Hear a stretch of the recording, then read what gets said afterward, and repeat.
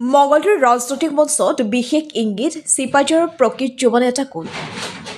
মঙলদৈত অনুষ্ঠিত এক ৰাজনৈতিক কাৰ্যসূচীত মুখ্যমন্ত্ৰী ডক্টৰ হিমন্ত বিশ্ব শৰ্মাৰ এই মন্তব্যই চিপাঝাৰৰ ৰাজনৈতিক পৰিৱেশত বিশেষ চৰ্চাৰ সৃষ্টি কৰিছে।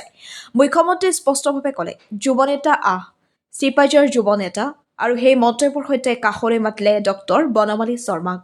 এই দৃশ্য দেখি চিপাঝাৰৰ বহুজনেই আচৰিত হ'ল, কাৰণ দীৰ্ঘদিন ধৰি এইবাৰ বিজেপিয়ে চিপাঝাৰৰ পৰা কোনো যুৱ নেতাক আগবঢ়াব তাক লৈ বিভিন্ন চৰ্চা চলি আছিল। কিন্তু আজি মুখ্যমন্ত্ৰীৰ বক্তব্য স্পষ্টভাৱে এই কথাৰ উমান দি গ'ল যে বিজেপিৰ দৃষ্টিত চিপাঝাৰৰ প্ৰকৃত আৰু ভৱিষ্যত যুৱ নেতাজন হ'ল ডক্টৰ বনমালী শৰ্মা।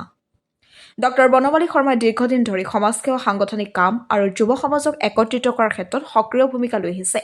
মুখ্যমন্ত্ৰীৰ এনে ৰাজহুৱা স্বীকৃতিয়ে চিপাঝাৰৰ ৰাজনৈতিক সমীকৰণত এক নতুন দিশৰ সূচনা কৰিছে বুলি ৰাজনৈতিক মহলত আলোচনা চলিছে।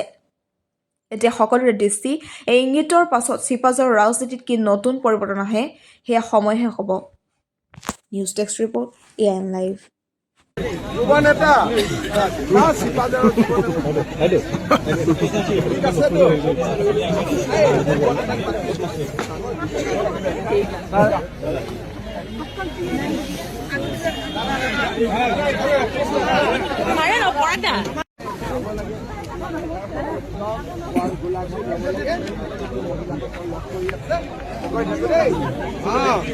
যুৱ নেতা চিপাঝাৰৰ ঠিক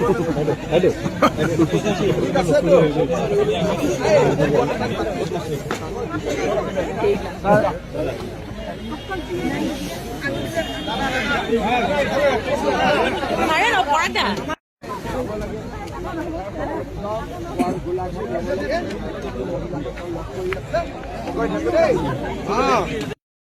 যিকোনো খবৰ আৰু বিজ্ঞাপনৰ বাবে যোগাযোগ কৰক 7896121996।